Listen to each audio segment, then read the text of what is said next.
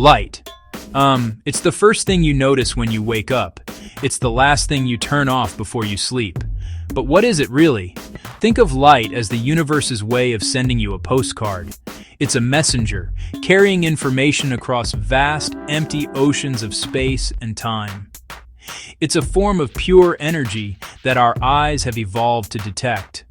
We are bathed in it every moment of our lives, yet we often take it for granted. This little essay is a journey to understand that messenger. We'll bust some common myths and uncover some mind-bending facts. For example, a popular myth is that we see objects. The truth is, we only see the light that has bounced off those objects, a subtle but profound difference. Let's start with a very simple definition to get us going. Light is a type of energy, a form of electromagnetic radiation. That sounds complicated, but it just means it's part of a huge family that includes things like radio waves, microwaves, and X-rays. Where does light come from? Its origins are as grand as a star and as humble as a firefly.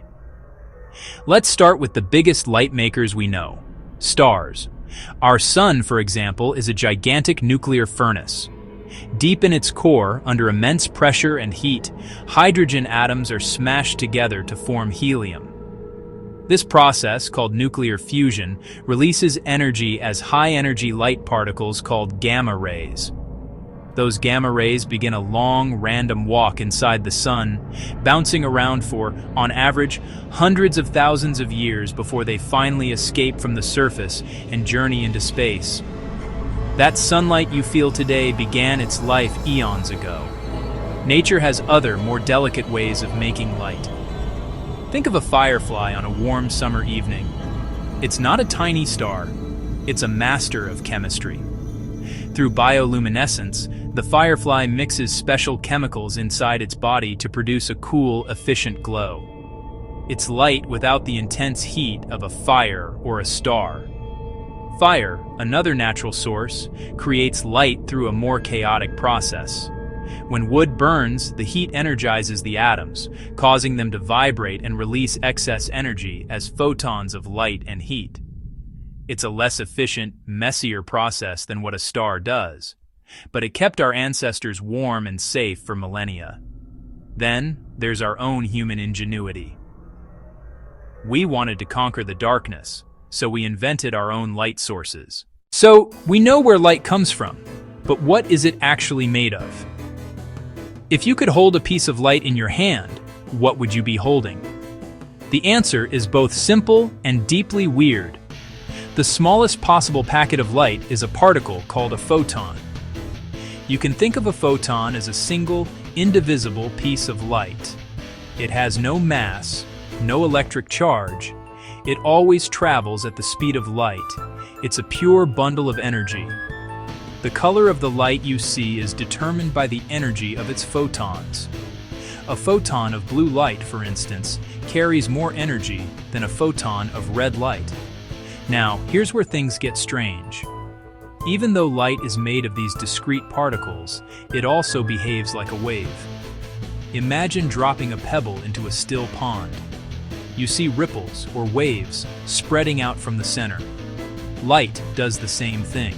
It can spread out, bend around corners, and even interfere with itself, creating patterns of light and dark, just like water waves can create high and low points. Section 4.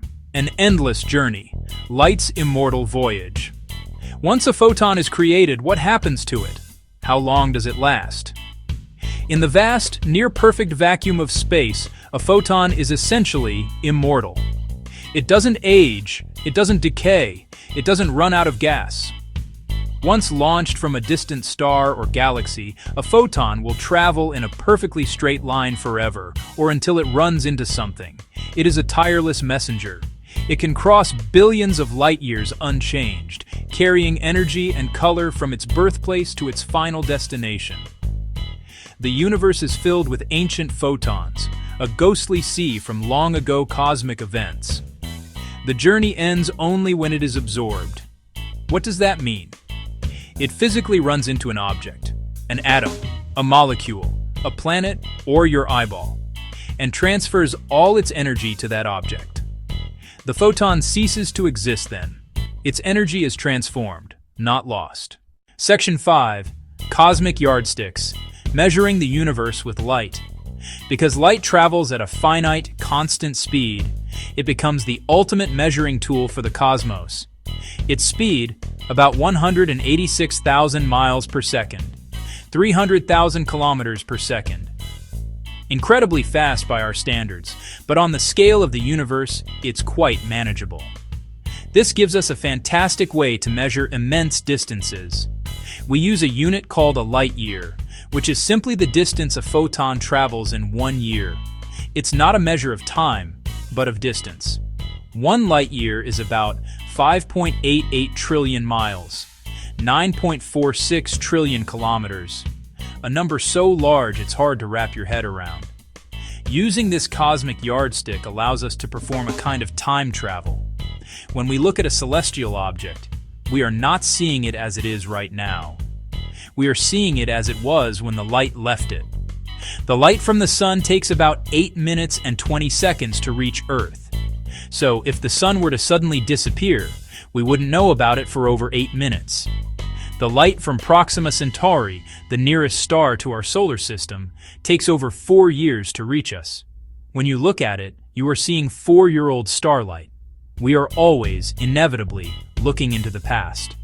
This look-back time becomes more profound the farther we look. The Andromeda Galaxy is 2.5 million light-years away. The light we see from it tonight left when our early human ancestors were first walking the plains of Africa. When we use powerful telescopes like the James Webb Space Telescope to look at the most distant galaxies, we are seeing light that has traveled for over 13 billion years. We are seeing the universe in its infancy, witnessing the very first galaxies as they were forming. Light acts as a time capsule, delivering ancient history directly to our detectors. Light also tells us about motion. You've probably noticed how the pitch of an ambulance siren changes as it passes you, high as it approaches, low as it moves away. This is the Doppler effect, and light does the exact same thing. If a galaxy is moving away from us, the waves of its light get stretched out, shifting them toward the red end of the spectrum. We call this redshift. The faster it's moving away, the greater the redshift. By measuring the redshift of distant galaxies, the astronomer Edwin Hubble discovered in the 1920s that the universe is expanding. Light, therefore, is not just a ruler, it's also a cosmic speedometer. Section 6. Your personal detectors. How we see the universe. You are carrying around 2 of the most sophisticated light detectors in the known universe. Your eyes. They are the result of hundreds of millions of years of evolution, fine-tuned to interpret the information carried by photons. The process begins when light enters your eye through the cornea. It then passes through the pupil, the black dot that widens and narrows to control the amount of light, and is further focused by the lens onto the retina, a light-sensitive screen at the back of your eye. This is where the magic really happens. The retina is lined with about 125 million photoreceptor cells. These cells come in 2 main varieties: rods, cones. The rods, far more numerous, are incredibly sensitive to brightness. They are your night vision specialists, responsible for seeing in shades of gray in dim light. They detect the presence or absence of light, but don't care much about its color. The cones, on the other hand, are your color detectors. Most humans have 3 types of cones, each tuned to respond best to red, green, blue. Your brain then brilliantly combines the signals from these 3 cone types to produce the entire spectrum of colors we perceive. A common myth is that the eye works just like a camera. While there are similarities, Section 7. A double-edged sword. The gifts and perils of light. Light is undeniably one of the greatest tools humanity has ever harnessed. Its most basic use is obvious. It allows us to see. Streetlights make our cities safer at night. Headlights allow us to travel after dark. But its applications go far beyond simple illumination. We have learned to encode information into pulses of light and send it whizzing through fiber optic cables, creating the backbone of the modern internet. Every email you send, every video you stream is likely traveling as a burst of photons through a thin strand of glass. In medicine, we use focused beams of light in the form of lasers for precise surgery, and we use other forms of light, like X-rays, to see inside the human body. The gifts of light extend to sustaining life itself.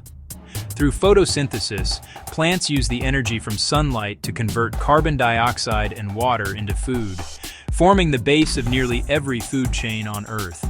We've even mimicked this process with technology, using solar panels to convert sunlight directly into electricity, providing a clean, renewable source of power. In science, light is our primary probe of the universe. Telescopes collect ancient light to tell us about the birth of stars.